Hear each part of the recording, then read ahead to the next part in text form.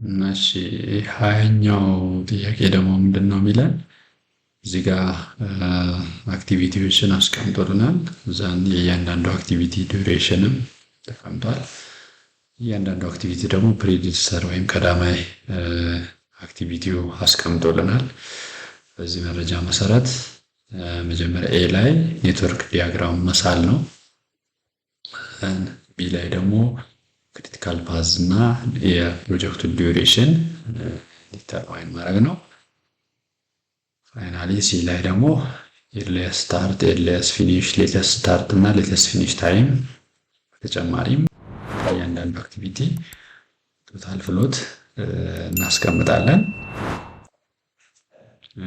ስለዚህ ከመጀመሪያው ጀምርና ኤ ላይ ኔትወርክ ዲያግራሙን ለመሳል መጀመሪያ ያስቀመጠልን አክቲቪቲ ኤ ነው።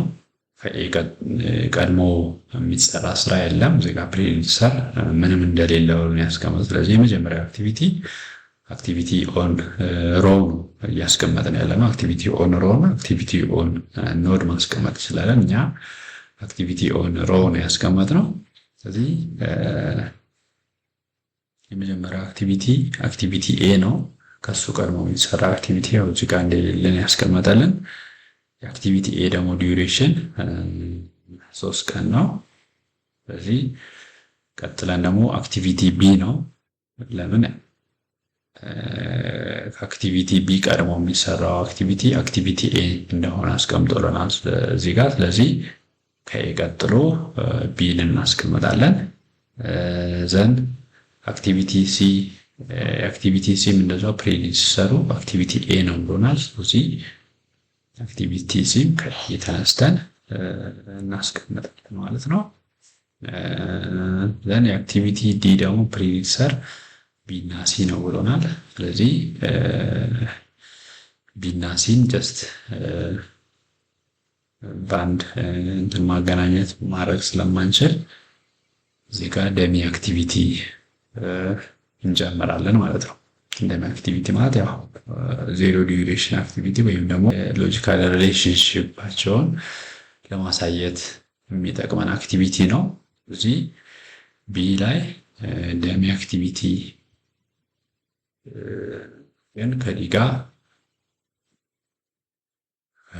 ኮኔክት እናደርጋለን ማለት ነው። በዚህ መሰረት ኔትወርክ ዲያግራሙን እንስላለን ማለት ነው።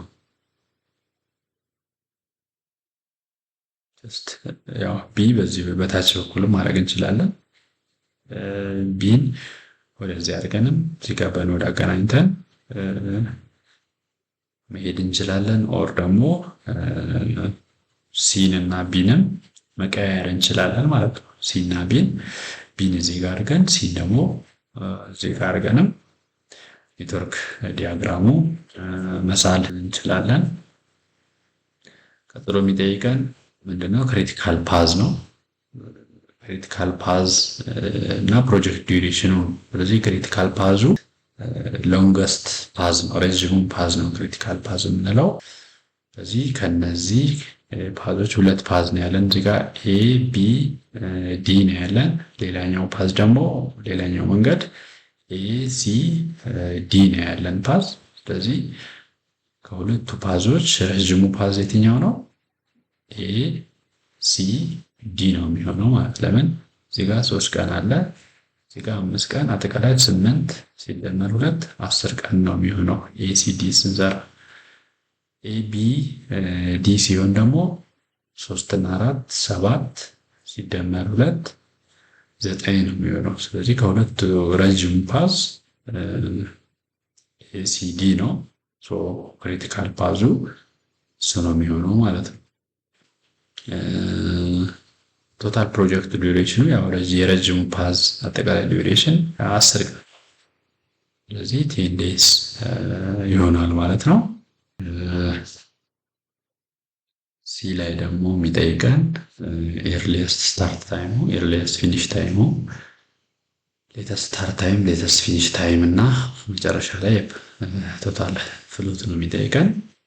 ስለዚህ እሱን ለመስራት ምንድነው የምናደርገው? ከመጀመሪያው አክቲቪቲ እንነሳለን። የመጀመሪያ አክቲቪቲ ኤርሊየስት ስታርት ታይሙ 0 አድርገን ነው የምንነሳው። ዘን ኤርሊየስት አክቲቪቲ ኤ ማለት ነው። ኤርሊየስት ፊኒሽ ታይሙ ደግሞ ኤርሊየስት ስታርት ታይሙ ፕላስ ዲዩሬሽን አድርገን 3 እናገኛለን ማለት ነው። ከዛ ቀጥሎ ያለው አክቲቪቲ ቢ፣ ወደ አክቲቪቲ ቢ ስንሄድ ደግሞ ኤርሊየስት ስታርት ታይሙ ማለት የኤ ኤርሊየስት ፊኒሽ ታይሙ ማለት ነው። ስለዚህ የቢ ኤርሊየስት ስታርት ታይም 3 ይሆናል። ኤርሊየስት ፊኒሽ ታይሙ ደግሞ 3 ላይ 4 መጨመር ነው 7 ይሆናል ማለት ነው። ወደ ሲ ደግሞ ስንሄድ ኤርሊየስት ስታርት ታይሙ አሁንም የኤ ኤርሊየስት ፊኒሽ ታይም ነው የሚሆነው 3 ይሆናል። ስለዚህ 3 ላይ ደግሞ 5 ስንጨምር ኤርሊየስት ፊኒሽ ታይሙን እናገኛለን ማለት ነው። የሲ የዲም እንደዛው ኤርሊየስት ስታርት ታይም ማለት ከነዚህ ከሁለቱ ማክሲመሙን ነው የምንወስደው። ስለዚህ በዚህ በኩል ስንሄድ 7 ነው የምናገኘው። በዚህኛው በኤሲ በኩል ደግሞ ስንሄድ 8 ነው የምናገኘው። ስለዚህ ከሁለቱ ማክሲመሙ 8 ነው የሚሆነው። ስለዚህ ኤርሊየስት ፊኒሽ ታይም ደግሞ 8 ላይ ዲዩሬሽን መጨመር ማለት ነው። ስለዚህ 10 ይሆናል ማለት ነው። ዘን ሌተስት ፊኒሽ ታይም እና ሌተስት ስታርት ታይም ለመስራት ደግሞ ከኋላ ነው የምንነሳው። ስለዚህ የመጨረሻ እዚህ ጋር ያገኘው ሌተስት ኤርሊየስት ፊኒሽ ታይሙ 10 ነው። ስለዚህ ሌተስት ፊኒሽ ታይሙ የፕሮጀክት ዲ 10 አድርገን እንነሳለን። ከመጨረሻው አክቲቪቲ ነው የምንጀምረው። ወደኋላ ባክዋርድ ፓስ ነው። ኤርሊየስት ስታርት እና ኤርሊየስት ፊኒሽ ስንሰራ ፎርዋርድ ፓስ ነው የምንሄደው።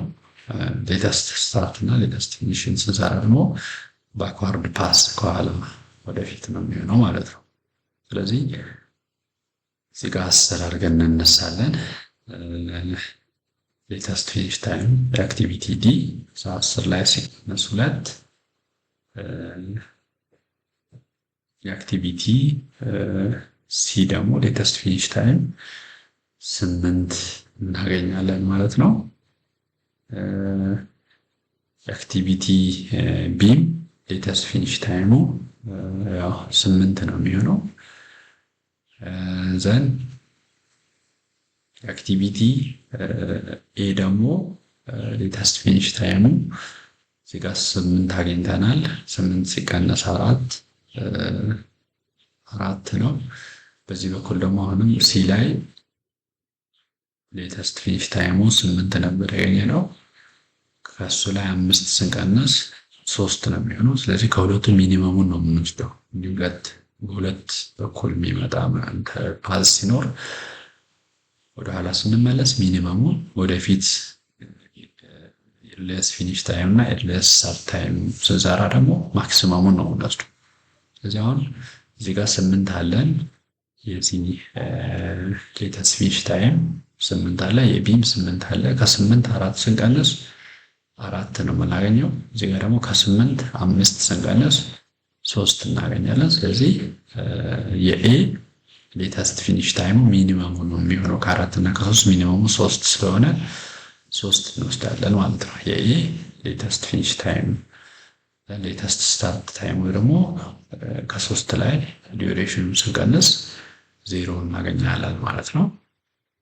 በዚህ መሰረት ሌተስት ፊኒሽ እና ሌተስት ስታርት ታይሙን እንሰራለን። መጨረሻ ላይ የምንሰራው ቶታል ፍሎት ነው ማለት ነው። ቶታል ፍሎት ደግሞ ስንሰራ ሌተስት ፊኒሽ ታይም ማይነስ ኤርሊየስት ፊኒሽ ታይም ወይም ደግሞ ሌተስት ስታርት ታይም ማይነስ ኤርሊየስት ስታርት ታይም አድርገን እንቀናንሳለን ማለት ነው። ስለዚህ ይሄ ሲቀነስ ይሄ ወይም ደግሞ 0 ሲቀነስ 0 ይሆናል 0 ይሆናል የአክቲቪቲ ኤ ፍሎት። የአክቲቪቲ ቢ ደግሞ 8 ሲቀነስ 7 ወይም ደግሞ 4 ሲቀነስ 3 አድርገን 1 እናገኛለን። እነዚህ ተመሳሳይ ቀናንሰን 0 የአክቲቪቲ ዲም እንደዛው 10 ሲቀነስ 10 ወይም ደግሞ 8 ሲቀነስ 8 አድርገን 0 እናገኛለን ማለት ነው። ያው ክሪቲካል ፓዝ ላይ ያለው አክቲቪቲዎች ቶታል ፍሎታቸው ዜሮ ነው የሚሆነው። ክሪቲካል ፓዝ ላይ ካልሆነ ግን ዜሮ ላይሆን ይችላል ማለት ነው። በዚህ መልክ ቶታል ፍሎት እንሰራለን ማለት ነው። ዛሬ እንግዲህ በዚሁ ይበቃናል። ቀጣይ ደግሞ በሌላ ጥያቄ እንገናኛለን ማለት ነው። ያው እዚህ ጋ ወደ 4 ተወዳዳሪዎች ወይም ኮንትራክተሮች አስቀምጦልናል። እያንዳንዱ ኮንትራክተር ወይም ተወዳዳሪ ቴክኒካል ስኮር፣ ፋይናንሻል ኦፈራቸው ዘን ሪቤትም ጨምሮ አስቀምጦልናል። በዚህ መረጃ መሰረት የትኛው ኳሊፋይድ ቢደር ነው የሚለን እዚያው የራሱ ካልኩሌሽን ይኖረዋል። እስቲ ሞክሩት እናንተም። ቀጣይ ቪዲዮ ላይ አብረን እንሰራዋለን ማለት ነው። እስካሁን እንግዲህ ቻናላችንን ሰብስክራይብ ያላረጋችሁ ሰብስክራይብ አድርጉ። ቪዲዮንም ከተመቻችሁ ላይክ አድርጉ። ለሌሎች ይጠቅማችኋል ብላችሁ ለምታስቧቸው ደግሞ ሼር አድርጉላቸው። የሳምንት ሰው ይበለን። መልካም ቆይታ። እወዳችኋለሁ። ቻው